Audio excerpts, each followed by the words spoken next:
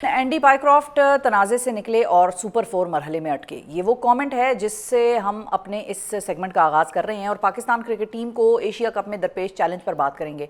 गुज़िश्ता रोज़ एक सबर आजमा इंतज़ार के बाद एंडी पायक्रॉफ्ट के माफ़ी मांगने का जो ड्रॉप सीन था वो तो हो गया, मगर जिस अंदाज में पाकिस्तान क्रिकेट टीम ने 147 रन का मामूली टारगेट यूएई की टीम को दिया, वो इस मैच में पाकिस्तान की जीत के बावजूद अपने पीछे अब एक बड़ा ही चुभता हुआ सवाल छोड़कर चला गया है कि क्या अब पाकिस्तान टीम का लेवल आईसीसी के एसोसिएट मेंबर्स के मयार का रह गया है और क्या अब हमारी टीम फुल मेंबर्स के साथ एक भरपूर मुकाबला करने की सलाहियत से भी महरूम हो चुकी है। इसी सवाल आज करने के लिए हमने आज ज़हमत दी है मारूफ क्रिकेट एनालिस्ट को। डॉक्टर नोमान नियाज़ हमारे साथ मौजूद हैं। अस्सलाम वालेकुम डॉक्टर साहब। वालेकुम सलाम। बहुत शुक्रिया डॉक्टर साहब, आपने वक्त निकाला। सबसे पहले तो जो ड्रॉप सीन हुआ कल, वर यू एक्सपेक्टिंग कि हम खेलेंगे या आपको लग रहा था हम बॉयकॉट ही करेंगे और वो माफ़ी नहीं मांगेगा? माफ़ी मांग ली उसने। उन्होंने कहा इट वाज अ मिसकम्युनिकेशन। हाँ, तो ये माफ़ी होती है? हमने उसको माफ़ी ली है। एक मिनट आपके विजुअल्स आते हैं। ही इज़ विजिटिंग मैनेजर है, हेड कोच है और कप्तान है वहाँ पे। उसमें कोई वॉइस नहीं है। अच्छा, यही विजुअल है ना? ऐसा ही है। अच्छा, उसके बाद उसने कहा आई रिग्रेट द मिसकम्युनिकेशन। जब इस लेवल की अपॉलॉजी अब मांगते हैं, it is always in writing, जिसकी लीगल बाइंडिंग होती है। अच्छा, nothing came in writing, number 1। Number 2, ये एंडी पायक्रॉफ्ट का तो मसला ही नहीं था, तो हमने मसला बनाया क्यों? तो मसला किसका था? हाँ, एक तो ये है कि not shaking hands is not an issue. ठीक है, कोई किसी भी इलीगल नहीं है उस तरह किसी से। भी आईसीसी कोड की कोई वायलेशन नहीं है। हाँ, spirit of the game, legacy, convention, social values, convention के अगेंस्ट जरूर है। हाँ, अब ये जरूर क्या है, अच्छा उसने कोई वायलेशन नहीं की क्योंकि ये रूल ही नहीं है, तो हमने तो बड़ा शोर मचाया है। जाहिर है ना। अब उसको ये कहा गया कि उसने कन्वे क्यों किया। हाँ, यहाँ पे मैं थोड़ा सा पीसीबी को ये बेनिफिट देता हूँ कि वो आईसीसी मैच रेफरी था, he should have stayed neutral. असल में अगर ऐसा कोई चीज़ भी करनी थी तो इंडियन मैनेजमेंट और वहाँ पे उनके ऑर्गेनाइजर्स भी हैं जिन्होंने एंडी पायक्रॉफ्ट को ये मैसेज दिया था। By the way, Indian team management ने नहीं दिया था उसको मैसेज, क्योंकि इंडिया होस्ट है, तो वो कन्वे करते पाकिस्तान की टीम मैनेजमेंट को। एक चीज़ हो गई। दूसरा, अगर आपको टॉस पे पता लग गया था कि they are not shaking hands, तो at the end of the match Pakistan team किस चीज़ का वेट कर रही थी कि शिवम दुबे और सूर्य कुमार यादव से हाथ मिलाएंगे? वाई? वो तो बता चुके थे। नहीं मिलाया तो हम भी ना मिलाते। तो ये तो मुझे नहीं समझ आई कि ये ववेला मचाना इस पे क्या था। जो असल चीज़ थी वो मिस कर गए। अब आप गौर कीजिएगा, आईसीसी का कोड ऑफ कॉन्डक्ट है जिसका एक जो क्लॉज है वो है 2.1.1, 2.1.2।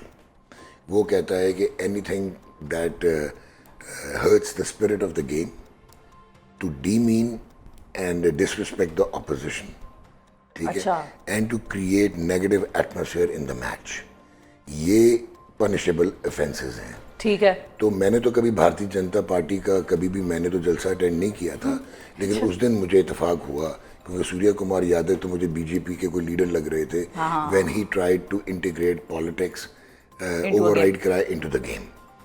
ये था जहाँ पे आईसीसी बहुत बुरी तरह फंसती थी।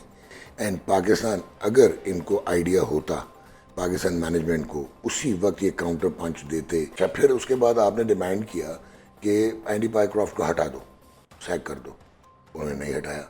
अच्छा, वो क्यों हटाएंगे?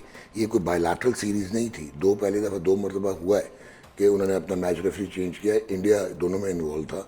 एक साउथ अफ्रीका के साथ टेस्ट मैच था 2001-2, वहाँ पे सचिन के अगेंस्ट कुछ हुआ था, लेकिन उसका टेस्ट स्टेटस भी हटा दिया था।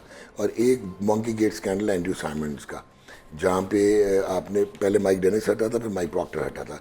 ये ग्लोबल टूर्नामेंट था, ठीक है। ग्लोबल टूर्नामेंट में वो अपने अपॉइंटी को कैसे हटा देंगे जो कि उनके एलीट पैनल का हिस्सा है, राइट? तो आप वो हटाया नहीं उन्होंने। अच्छा, अगर उन्होंने नहीं हटाया तो फिर आपने कहा अपॉलॉजी, किधर अनकंडीशनल अपॉलॉजी? मैं तो आपको कह सकता हूँ I regret the miscommunication Shifa, I didn't mean that. अच्छा, दैट्स नॉट अपॉलॉजी। अपॉलॉजी होती जो मैंने दी थी शुएब अख्तर की, I apologize and I mean that I was wrong. फिर आपने एक बड़क मारी थी कि हम बॉयकॉट कर देंगे। हाँ, बॉयकॉट कर हम तो खेलेंगे नहीं, ऐसे की तैसी। तो होमवर्क किया हुआ था। एक आईसीसी का आर्टिकल ऑफ एसोसिएशन है, उसका एक क्लॉज है 2.10A जो कि पेनल्टीज कहता है वो कहता है कि any miss commitment of the cricket full member, उसकी आपको पता है रिपरकशंस क्या थी? वो क्या जी 12 से 16 मिलियन डॉलर के डैमेजेस आते हैं। वो क्यों आते हैं? क्योंकि ये जो एशिया कप है, it is going to earn ACC $227 million, और जो 15% है वो पाकिस्तान का शेयर है, क्योंकि 5 फुल मेंबर्स का 15% है और 25% एसोसिएट मेंबर्स का है। बाय द वे जो इंडिया का 15% है वो नहीं लेता ACC से, वो दे देता है एसोसिएट मेंबर्स को। तो आपका एक तो ये लॉस होना था, फिर डैमेजेस जो ब्रॉडकास्टर्स के डैमेजेस थे वो अलग 170 मिलियन का सोनी पिक्चर्स ने लिया हुआ, फिर जो रीजनल ब्रॉडकास्टर्स थे जो टेरिटोरियल, उनके जो कमर्शियल एयर टाइम जाया होना था, फिर HR कॉस्ट थी, फिर बहुत सारी पेनल्टीज थी। सेकंड मेजर इशू ये हो सकता था कि ICC आपको बैन कर देती from future participation in the global tournament. तो डॉक्टर साहब अब जो मैच होना है हमारा भारत के साथ, मैच तो है ही नहीं, मैच तो है ही नहीं। अभी आपने बड़ा अच्छा इंट्रोडक्शन दिया है कि आप एसोसिएट मेंबर टीम है, ये सब है आपकी reality, ये तो है। और इन लड़कों को कुछ ना कहें। नहीं तो हम फिर अभी लोगों को क्या बता रहे हैं कि वो जीत जाएंगे हम या हार जाएंगे, जीत सकते इन हैं? लड़कों को आपने कुछ भी नहीं कहना। अच्छा चलें, छोड़ें लड़कों को, छोड़ें, नहीं कहना, सुनिए, सिर्फ 2 लोगों का नाम, साइम अयूब और आगा साहब। ये अपना 100% देते हैं।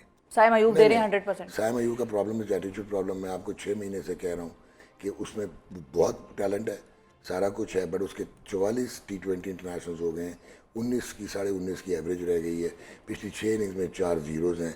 वो एटीट्यूड है, ठीक है। बॉलिंग बहुत अच्छी कर रहा है, तो मैं उसको रिटेन करूंगा टीम में, बट मैं उसको, अगर मैं मैनेजर या कोच हूँ, मैं उसको बुलाऊंगा, मैं कहूँगा you can't take your place for doctor साहब ये ग्रांटेड। जो एटीट्यूड प्रॉब्लम है बहुत सारे हमारे डिस्ट्रैक्शन players आपने में बोलना है। नहीं चाह रहे, इसके डिस्ट्रैक्शंस बहुत हो गई हैं। तो इनको फिक्स करने का कोई तरीका है कि नहीं? हाँ है। क्या है? कोच करे ना, हेड कोच। अच्छा। क्या कि मैं बाहर कर रहा हूँ तुम्हें, यार गेट आउट। हम बाबर को निकाल सकते हैं, हम रिजवान को निकाल सकते हैं, who the hell are you? 2 को तो हमने वैसे फायर किया है, सैक किया है, गिलिस्पी को और गैरी कर्स्टन को। अब जो बहुत ज्यादा की थी, खुद ही लाके खुद ही निकाल दिया। अच्छा, आपने पूछा सलमान अली आगा का, he has no place in T20s, let alone कि वो कप्तान हो। और एक ही चांस था उसका कि इन कंडीशंस में वो अच्छा खेल सकता था, रोटेशन द स्ट्राइक, डिफेंस भी है, सब कुछ है। नहीं तो फिर डॉक्टर But he साहब has संडे को आगा की हमें क्या वजह- नजर आएगा? आगा की वजह से आपकी टीम इम्बैलेंस हो गई है। अच्छा। आपने लड़के डिस्प्लेस कर दिए ना, फखर नीचे आ गया, वो जो है लड़का आपका हसन नवाज, वो पहले ओपनर था, फिर 4 पे आया, अब 6 पे चला गया। फ़हीम अशरफ दुनिया की वाई टीम है कि एज एन ऑलराउंडर 8 पे खेलता, बॉलिंग नहीं करता।